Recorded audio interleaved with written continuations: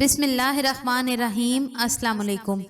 سیدنا ابو موسیٰ رضی اللہ عنہ سے روایت ہے، رسول اللہ صلی اللہ علیہ وآلہ وسلم نے فرمایا، بے شک اللہ جل جلالہ مہلت دیتا ہے ظالم کو، اس کی باگ ڈھیلی کرتا ہے تاکہ خوب شرارت کر لے اور عذاب کا مستحق ہو جائے، پھر جب پکڑتا ہے اس کو تو نہیں چھوڑتا۔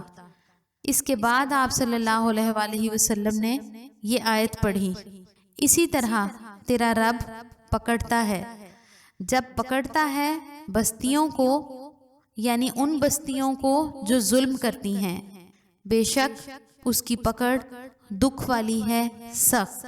سیدنا عبداللہ بن عمر رضی اللہ عنہما سے روایت ہے، رسول اللہ صلی اللہ علیہ وآلہ وسلم نے فرمایا، مسلمان بھائی ہے مسلمان کا، نہ اس پر ظلم کرے نہ اس کو تباہی میں ڈالے۔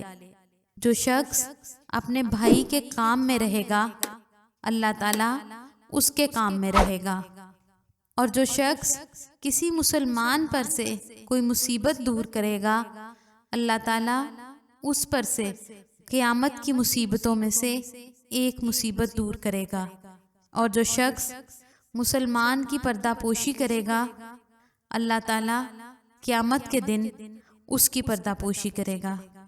ویڈیو پسند آئے تو اس کو لائک اور شیئر ضرور کریں، اور ہمارے چینل اسلامک پورٹل کو ضرور سبسکرائب کریں۔